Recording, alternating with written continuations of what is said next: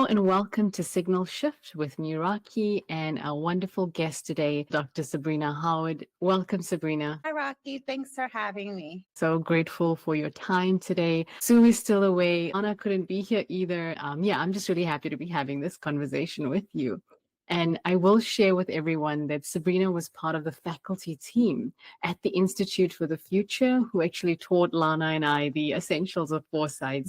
Yeah, it's just awesome to reconnect and to be able to talk about all of this with you today. And just a little bit more about Dr. Sabrina Howard. She has earned her PhD in American and Ethnic Studies from the University of Southern California in 2020. From there, she joined the Institute for the Future. And after 2+ years in the future space, Dr. Howard began doing qualitative research in the consumer and cultural insights field. Very, very exciting works. Sabrina, I'm excited, to just hear everything you have to share today. The theme we're exploring right now is social and relationship capital. And we've covered community living in our previous episode. And this week, we're going to be exploring one of, if not the most important pillars of our social networks, our friends, the people we get to choose and keep choosing throughout life. And, we have a widely recognized loneliness epidemic and real concerns around friendship, how to make them, how to keep them. And the question of, is social media hurting our social relationships more than helping them? Some interesting findings from a Harvard University report on loneliness is that high percentages of the respondents reported that what they experience is social emotional loneliness. And that's basically not feeling like you're part of any sort of meaningful group. That was about 67%. Not having enough close friends or family, 61% of respondents said that. And a high number also said that they felt existential loneliness, which is feeling a disconnect from really everyone in the world and your purpose as well. And it was about 65% of people who said that. And when these respondents also asked what they think contributes to loneliness in the United States, particularly, technology topped the list for 73% of the people. And I think that speaks to my question around, is social media helping or hurting? But there were other things that came up for people, which is not spending enough time with family. People are just too busy or too exhausted.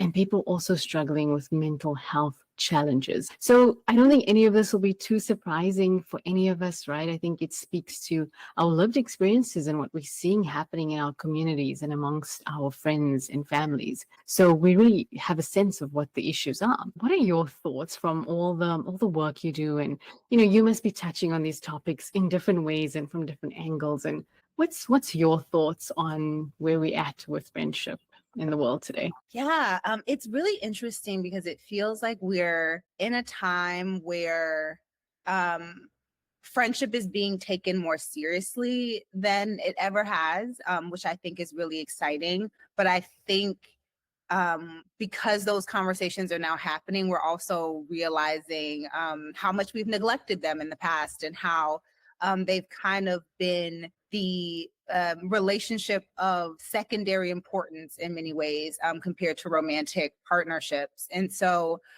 we're in this moment now where there's so many conversations around dating, right? And thinking about the role that social media and technology has played in dating. And it's left a lot of people questioning whether they will ever be partnered because of the experiences that they have had in this kind of landscape of dating apps and all of the kind of social decay that has come with that.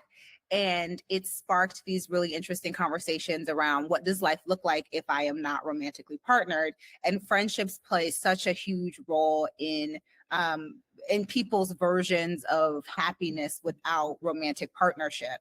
And it's really interesting, particularly to see the way that women have become very vocal around the importance of their female friendships. You see a lot of conversation about kind of alternative family structures, which I know is also something that you all are chatting about on the podcast. And these different ways of thinking about family and what that could look like and how you could build your life around your friends rather than a romantic partner. Other conversation that's happening is around the loneliness epidemic, as you mentioned. And a lot of that conversation is centered around men. And so there's also been conversation not just about having friendships, but what the quality of those friendships are, and what it looks like to actually cultivate friendships that are nourishing and healthy. And it's been really interesting. It's been really fascinating just to kind of see all of the different ideas that have come into play. But I think all of it kind of points to the idea that we need to value our friendships more, and that they have the ability to really contribute to our overall happiness. This concept of social decay, like you said, and it's technology, it's these changes in our society that are happening in how we gather and where we gather and how we come together. And we're losing that, it's a muscle. So we're losing the fitness around the social muscle the more we use the technology. So, but I loved that we veered into what's coming up for women and what's coming up for men. And I think, is the show called Adolescence? Is that the one you're talking Yes, about? I have not watched it because I've heard it's pretty intense. Yeah, same. But I thought about it and I was thinking about all my friends who do have kids, and I can see how it's such a challenging time for both young boys and girls, but in very different ways. It's very different. And I think one of the reasons that adolescence kind of had such a big response is because with social media, we're super siloed. And so I think there's a segment of the population that was less surprised by adolescence. And then there were a ton of people that had no idea about these kind of pockets of the internet where certain ideas around masculinity and all of this kind of toxicity are very common and very pervasive. And very influential, obviously, for the younger people who might be watching, and honestly, the older people too, if we want to be, fair. Thinking about the role that social media has played in that, we're very aware that there are these echo chambers, and it's a problem. It prevents us from kind of understanding what other people are consuming and what ideas are being circulated. And it leaves us with a lot of blind spots, I think, socially. It's true for like health information or anything we sing. It's like we see people on opposite ends of just the information spectrum about it, right? Got me thinking about something else I'd seen recently, which is that, these virtual chatbots now, AI friends, are obviously going to get very popular because we are lonely. It's really easy, it's free. And I was thinking about the case with the 14-year-old boy who was chatting to an AI chatbot friend that he had created online on character.ai. He was not in a good space, but these conversations did not support him. In fact, maybe encouraged him ultimately towards suicide. Since then, they are doing things and they've got a pop up for the National Suicide Line and those sorts of things. But I mean, that is scary. So you have all these things coming together. Mhm. Yeah, I did hear about that. And obviously it's just a really sad story. And it's very scary to think, I think particularly for younger generations that um maybe don't have as hard of a line between humans and AI as maybe some of the older generations who have lived versions of life where technology was not so dominant.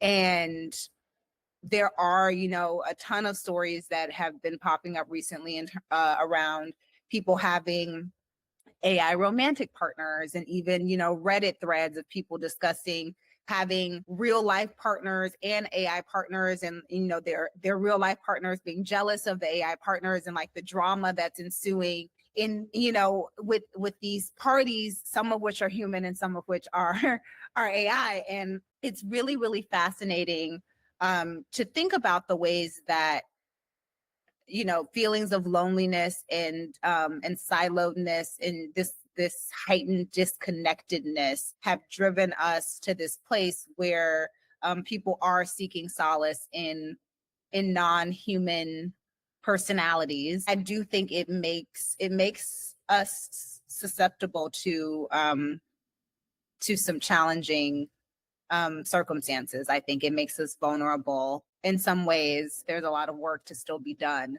as far as helping build strong human connections in the contemporary world. But in essence, what you shared, it's a human AI human throuple, Yeah. which is, Yeah. I mean, who would have thought we'd be sitting here having this conversation, right? I think it was the LA Times, but it spoke about a lady who wanted to stay anonymous, so it's not her true name, but calling herself Sakura, I think from California, and yeah, she basically was speaking about all of her virtual relationships and her friendships and, how important they are. And she started two Facebook groups for other people who have relationships with these virtual bots and AI. And she's got about 1,700 people between both these Facebook groups, right? It's a quote that she made from this article, but it's that, a lot of people think when you're going to an AI for friendship, you must be lonely. And it's like, no, you're going to an AI because people are jerks.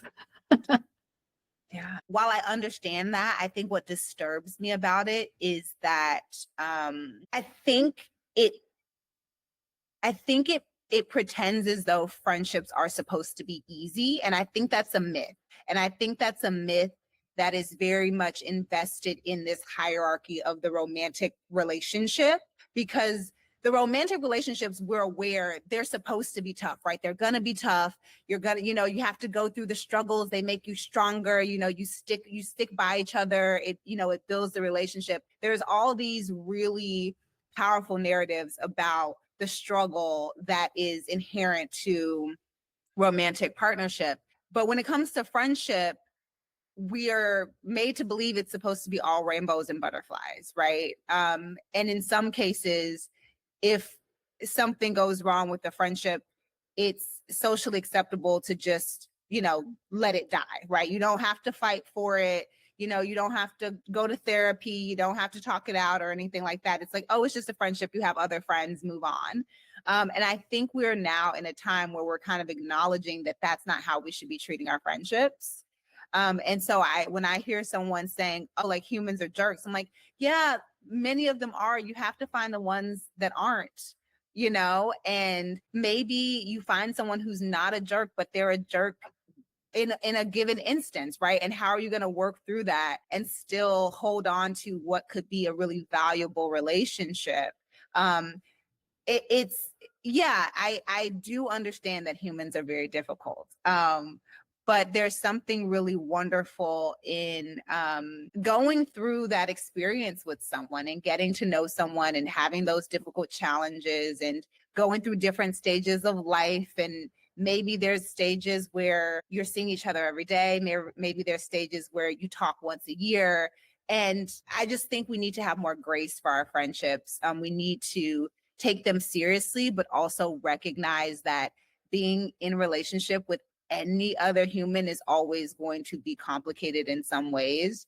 And friendships are still worth the energy, despite the challenges that might come along with it. That's really profound. And I think such an important message. I think we've all, just taken it for granted to a large extent. And you're right, it is work. It is. And the older you get, it's more work because there isn't just, there is no institution kind of tying you together. If it's friendships outside of work, again, when there's no institutional force that is tying you together, it's really up to us, right, to maintain those. And it's a lot of hard work. The older you get, as we make different life choices, which are also so varied these days, right? Choosing to have kids or not, choosing to be single or not. There's these dynamics that everybody's life just doesn't look the same.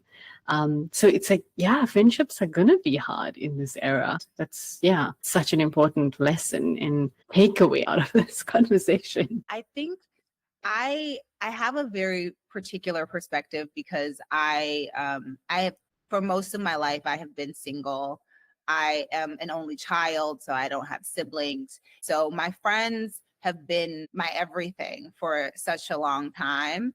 And so I think it's always been somewhat obvious to me that friendships matter. In fact, I accredit my friendships to a lot of my own personal growth because you learn a lot about yourself through conflict, especially in conflict with people that you know and care about, because it's not as easy to dismiss them. If if they bring something to you as a friend, you're supposed to take that seriously, and you're supposed to try to shed the ego of it all and actually figure out some kind of resolution so that you all can move forward. And I literally think it would change the world if everyone had at least one really good friend, that truly cared about them, and was willing to put in the energy.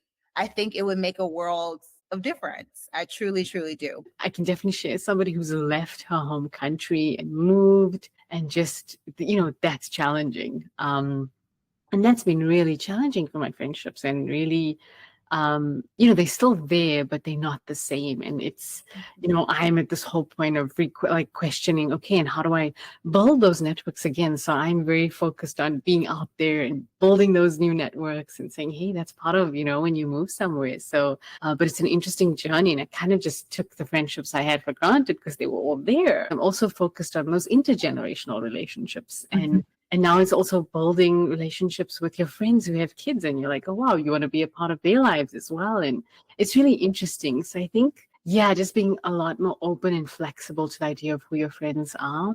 And, I think, like you said earlier, it's just about, when you feel nurtured, and vice versa. Like you leave somebody and you feel happier, internally richer, and I think you can give them the same. I think that's it, right? And all the other stuff becomes very peripheral. And of course, maintaining the bonds with my friends who are in different parts of the world and trying to give that focus, and that is much more easier said than done. And yes, it's great that you have those friends, that you can sit and you can catch up on Zoom or chat over the phone or what have you.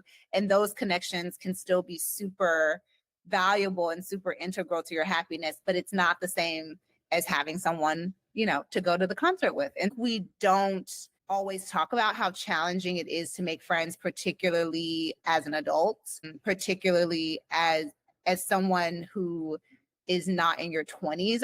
There's things about the 20s that still make them a little more conducive to making friends a bit more easily. I think once you get into the 30s and older, it becomes challenging. And I don't feel as though we really talk about that a lot. And I think, again, it's because we are not taking friendships as seriously as we could be. So I wish that there were more opportunities like you're describing to connect with people, whether it's book clubs or the bowling leagues, the social clubs, like all of those things. And so I hope that we're in a moment where we're starting to bring some of those things back to life, because I think we need to get off of our phones. In a very basic way, we just need opportunities that get us off of our phone. Yeah, exactly. I think that'll in itself, set the foundation, lay the ground to at least talk to, the person next to you. And I read this book called The Good Life. Study that I think it's one of the longest, it's the longest running longitudinal study, I think, in history. So they started in the 20s or 30s, and with a whole lot of people, I think, in the Boston area. And the study now includes the descendants of the family who they started interviewing from those years right into now. So I think the study is probably hitting close to 90 years and will go into 100, I think, sometime soon. And yeah, it's very interesting. They looked at what makes a good life, and it came down to relationships and the quality of relationships. Yes, you need the healthy food and all those things, but the one common factor of the people who were happy and fulfilled and had a good life in the end was, man, I just, I had good relationships, right? Your most intimate ones, but your friendships and your community. And there was an experiment they spoke about in the book, which was where a group of people, well, there were two groups of people, and one group was told, okay, go onto the train and you have to deliberately, start a conversation with somebody and engage people and talk to them. And they said to the other group, you need to go on the train and do not engage with people and just focus on yourself and, getting out of there and no engagement. Um, it is interesting. The premise of the study was around the fact that we believe that interacting with people is it's gonna be painful and it's a drain, and I'm not gonna want to engage with them, and it's not gonna be good for me, and so we actually perceive it as a negative thing going in, like, oh, I don't want to, I don't want to have to do that. So this group has to go and speak to people, don't want to do that, and then of course the group who comes out of that side of the experiment is happier and like, oh, I had such a nice conversation, oh, I learned something new. And so they weren't able to understand the very benefits they were going to receive through those interactions, and it's a little bit of a fallacy they now thinking. I think to that point, and you mentioned earlier that we've kind of we've lost the skills, right? Like we don't really know how to do the social thing, and like we've become a bit awkward. But I really do think it's worth pushing ourselves to regain those skills if we lost them, or to cultivate them for the first time if we never had them. I think it's really worth it, because I do think a lot of people perhaps don't want to be, have their entire social world be in their phone, but the anxiety that they experience at the thought of talking to a stranger, is so overwhelming that they're always just going to stick with the phone because it's easier. Something interesting happens when you're walking down the street and you make eye contact with someone and you're like, did you see that? Or what, the guy comes by on a unicycle or something and everyone's like, what? And just these moments of connection, right? It's just about connection, feeling like you are a part of something.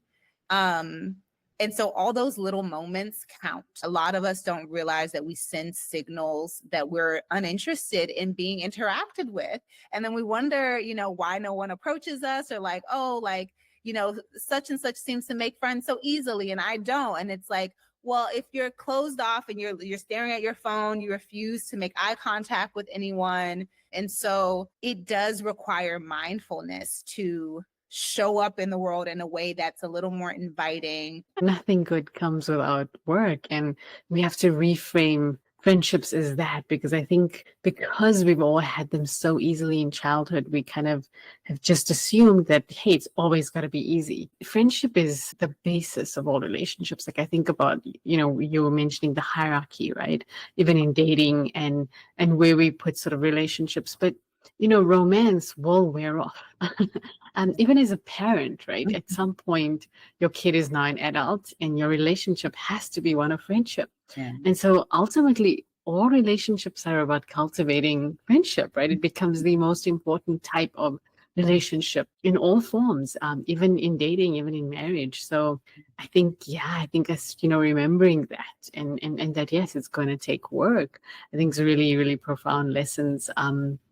Yeah, Sabrina, thank you so much. I think people will really resonate with this topic and, some of the, what's come up in the conversation today. I think it's going to be increasingly more important that we feel that we're in community. I think community is going to, if we're thinking about a future forward lens, I believe that friendships and community more broadly are going to be integral to what's coming up next. I think feeling a sense of connectedness is going to be absolutely imperative. Thank you so much. I'm going to sit and think about all of this tonight, and I hope all our listeners do as well. And let us know what you think, and let us know what's happening in your lives with your friendships and how you're feeling. Are you feeling a loss of friendships? Do you have a great network? And what are you doing to cultivate and maintain amazing friendships in your life? So, as always, thank you so much for listening, and we will catch you again next week. Bye for now.